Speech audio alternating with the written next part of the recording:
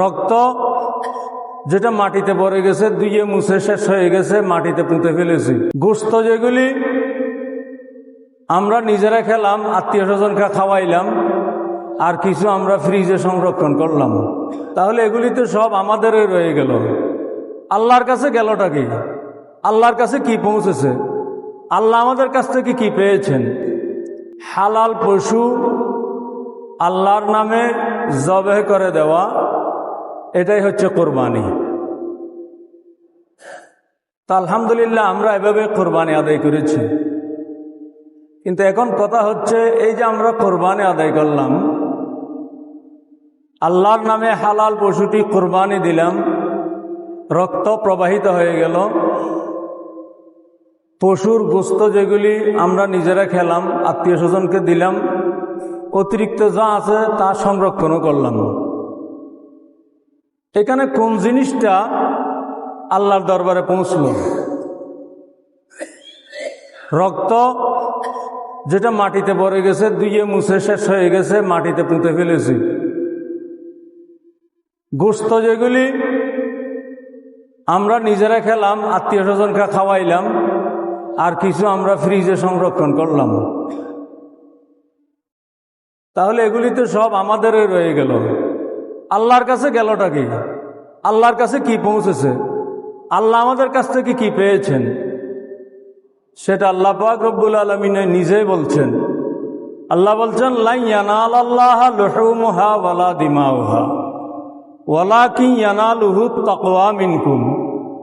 তোমাদের কোরবানির পশুর গোশত না রক্ত?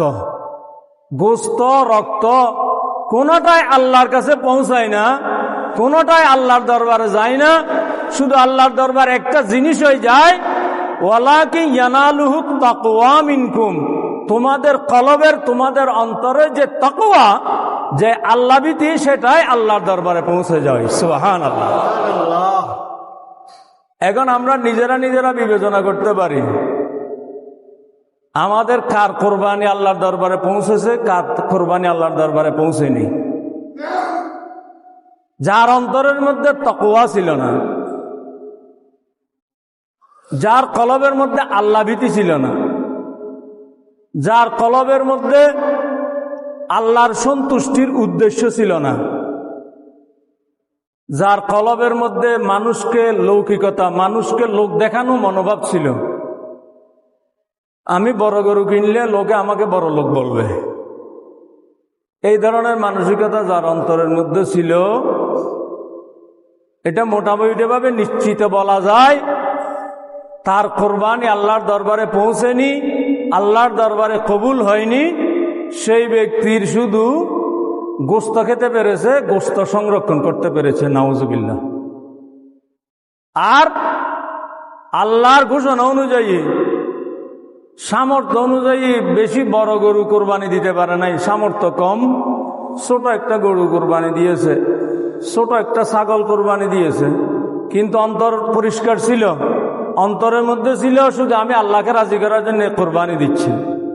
অন্তরের মধ্যে ছিল কে কি বলবে না বলবে আমার সেদিকে দৃষ্টি দেওয়ার প্রয়োজন নেই, আমার সামর্থ্য আছে ছোট গরু দেওয়ার, আমার সামর্থ্য আছে এই ছোট একটা ছাগল কোরবানি দেওয়ার। সুতরাং কে কি বলবে না বলবে সেগুলি খেয়াল করার আমার সুযোগ নাই, খেয়াল করার আমার প্রয়োজনও নাই। শুধু আমি আল্লাহর দৃষ্টিতে আমার কোরবানি কবুল হচ্ছে কিনা, আল্লাহকে রাজি করার জন্য যে ব্যক্তি এই ধরনের কোরবানি দিয়েছে, আলহামদুলিল্লাহ তার কোরবানি আল্লাহর দরবারে কবুল হয়ে গেছে। সুবহানাল্লাহ।